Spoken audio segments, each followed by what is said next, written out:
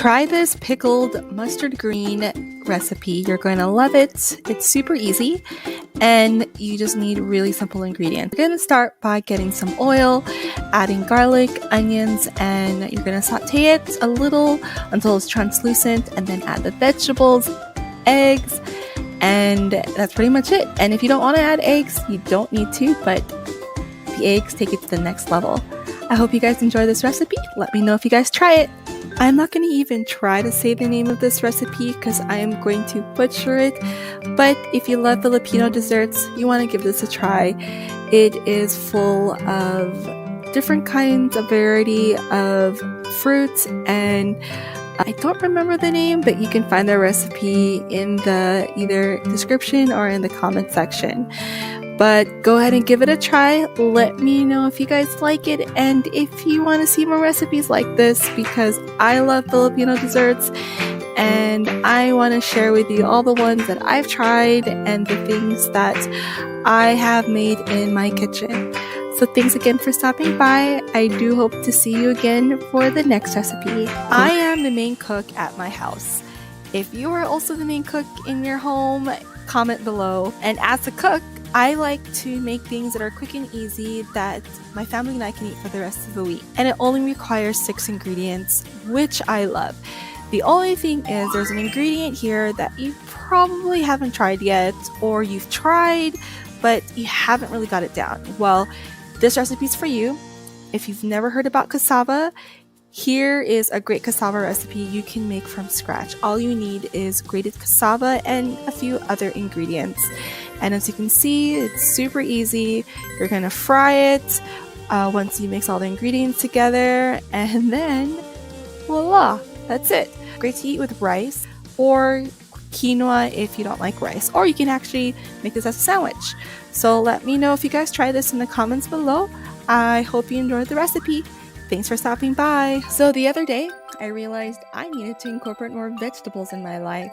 So I thought about cauliflower. Cauliflower, one thing I love about it is when you cook it just right, it comes out almost meat-like. And it gives you that heartwarming feeling, and this is what this recipe does.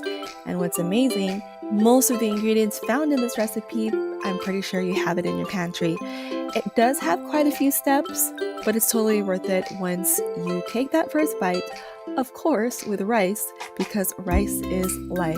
So if you do give this a try, I would love to know. Let me know in the comments. And also, don't forget to add that pineapple. I know you might think pineapples, but it's totally worth it. It gives that tangy taste. Thanks for stopping by. I'll see you again next week.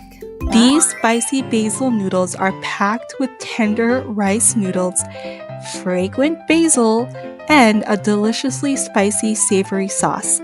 And it's tossed with my favorite, crispy tofu. Now, you can use your favorite protein instead of tofu. And we took this inspiration from the classic Thai pad see ew and infused it with Filipino ingredients and flavors, creating a unique dish that brings together the best of both cuisines. Now, can you guess in the comments what Filipino ingredients we use to make it an Asian fusion dish?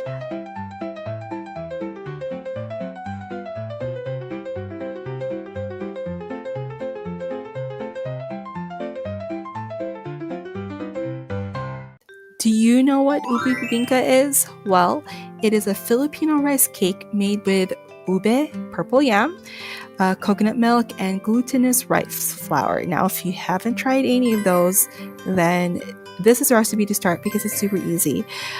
This is usually eaten during Christmas time in the Philippines and also enjoyed after night masses alongside the classic bibingka and the poto bong.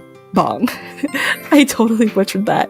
Anyway, this is very warm, chewy, and has a naturally sweet flavor, and of course the nutty flavor from ube, and it is often topped with butter, cheese, and coconut. So go ahead and give this a try.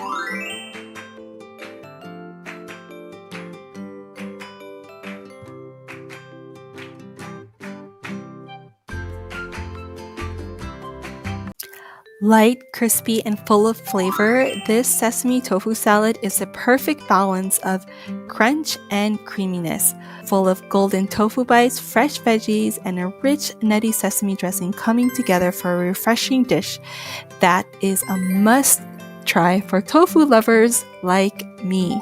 So, although this isn't a fully Filipino recipe dish, but it is Filipino inspired because we infuse the tofu with a sweet marinade featuring lemongrass, garlic, and calamansi juice.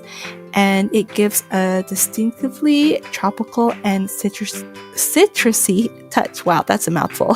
Plus, it has annatto oil, which also is used in Filipino cooking. So, I really hope you guys give this a try. It is so good, and sometimes I just like to eat it with just rice and the tofu, not with a salad, because I love salad, but not every day like rice, because rice is life.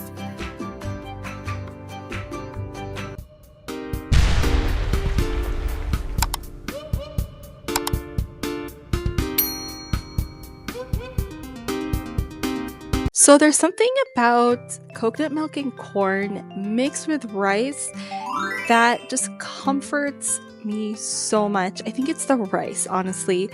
But here's a quick Filipino recipe that basically is coconut mixed with milk and rice and maybe some sweetener of your choice that you could add.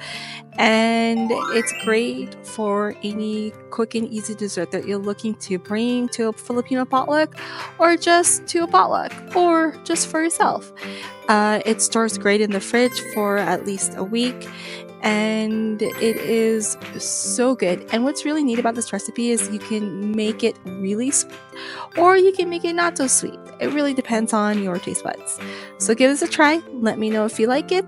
And if you want to see more Filipino recipes, let me know in the comments. Thanks for stopping by. This mango mochi is soft, chewy, and bursting with tropical flavor. It has a tender rice flour exterior and a juicy mango center, and each bite is a perfect balance of natural sweetness and chewiness. Now, this is not a traditional Filipino recipe, but this cake, or mochi cake, blends well with Filipino flavors since the mango flavor and rice-based treats are widely loved in the Philippines. Now, if you want to make this even more delicious, you want to use the Philippine mango because it has this soft texture unlike any other mango out there. Hope you enjoy the recipe.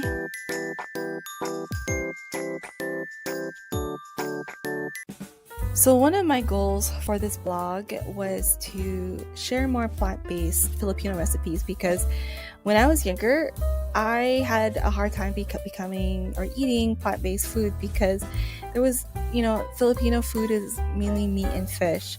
However, I'm always trying to find ways to make people transition into a plant-based diet, Filipino plant-based diet, make it easier for them. So here's a recipe. It actually tastes really authentic because the vegan fish sauce actually tastes like fish. So if you don't like fish, just omit the vegan fish sauce. But other than that, this recipe comes very close to the authentic version. I don't even want to say the name because I will 100% butcher it. So don't let this stop you from trying this recipe because you will love it.